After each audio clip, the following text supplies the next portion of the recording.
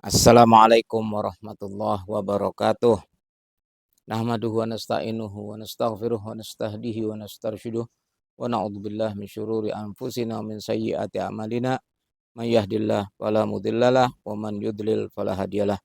Salatu wassalamu ala Rasulillah sayyidina Muhammad bin Abdullah wa ala alihi sahbihi wa man walah. Arsalahu bil huda wa dinil haq liyudhhirahu 'ala ad-dini kulli wa kafa billahi syahida. Hadirin sekalian, saudara, kali ini saya ingin membahas siapakah yang paling berjasa dalam Islam. Yang pertama adalah Sayyidatuna Khadijatul Kubra.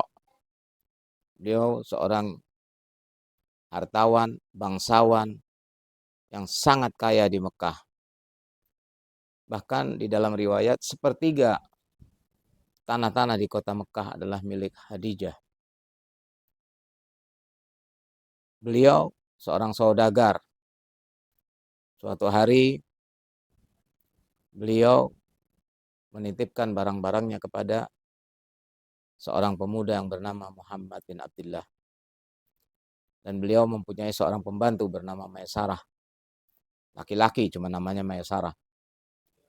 Dalam perjalanan, di dalam perdagangan, Maisarah melaporkan kepada Khadijah bahwa Muhammad adalah seorang pemuda yang sangat jujur dan baik.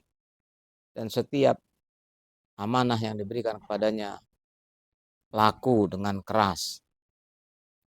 Khadijah makin hari makin tertarik kepada Muhammad dan akhirnya beliau mengajukan lamaran kepada Rasulullah SAW. Pada waktu itu beliau masih belum menjadi nabi. Lalu terjadilah pernikahan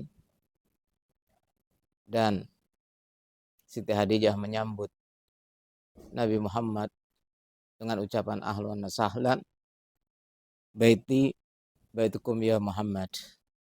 Rumahku adalah rumahmu. Aku pun menjadi milikmu ya Muhammad. Dua sejoli ini hidup dengan rukun damai dan sangat mesra. Sampai datanglah waktu di mana Rasulullah SAW diutus sebagai Rasul. Itulah awal mula penderitaan. Di mana yang tadinya beliau mendapatkan gelar Al-Amin. Gelar beliau sebelum menjadi Nabi itu sudah mendapatkan gelar Al-Amin. Orang yang dapat dipercaya. Tapi ketika beliau menyampaikan dakwahnya, seketika orang-orang Quraisy menolaknya. Dan Khadijah yang senantiasa membantu beliau, menenangkan beliau dengan mengatakan, engkau adalah nabi umat ini karena yang datang kepadamu sama dengan yang datang kepada Musa alaihissalam. Rasulullah tegar di sana. Dan hari itu juga Ali bin Abi Thalib yang masih sangat remaja ketika turun wahyu wa andir ashiratakal agrabin, Rasulullah SAW mengumpulkan kerabatnya yakni Bani Hashim dan Bani Abdul Muttalib di rumah Abu Lahab.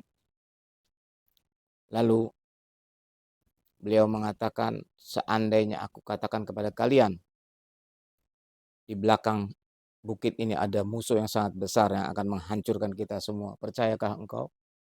Mereka menjawab, percaya karena engkau tidak pernah berbohong kepada kami. Demi Allah, ada azab Allah yang sangat besar ketika kalian menyekutukan Allah Subhanahu wa ta'ala. Seketika itu juga Abu Jahal mengatakan, hanya untuk inikah kau mengumpulkan kami ya Muhammad? Dan Abu Lahab ketika Rasulullah mengatakan, siapakah yang mau membantuku dalam hal ini? Satu pun tidak ada yang menjawab kecuali Ali bin Abi Thalib dengan mengatakan, ana ya Rasulullah. Maka saat itu Rasulullah mengatakan, man kuntu maulah fa aliyun maulah. Barang siapa menganggap aku pemimpin, maka Ali adalah pemimpin buat mereka. Apa yang dikatakan Abu Jahal? Abu Lahab, kau lihat engkau disuruh taat kepada keponakanmu yang masih bau kencur ini. Maka Abu Lahab mengatakan, tabat ya Muhammad. Allah langsung menurunkan ayat tabbat yada abi lahab wa tab. Itulah ma'asyiral muslimin rahimakumullah. Manusia yang paling berjasa dalam Islam adalah Khadijatul Kubra. Karena apa? Dari bangsawan yang sangat kaya, hartanya habis untuk perjuangan Islam. Bahkan ketika meninggal, beliau hanya memohon kepada Fatimah, anaknya. Dia mengatakan, wahai Fatimah, pintakan sorban yang senantiasa dipakai oleh ayahmu untuk menjadi kafanku. Karena aku malu memintanya. Lalu ketika Fatimah menyampaikan itu, Rasulullah SAW menangis sejadi-jadinya. Dia katakan, wahai Khadijah, hanya ini yang kau minta. Padahal Allah menjadikan surga buatmu. Dan Allah kirim salam kepadamu.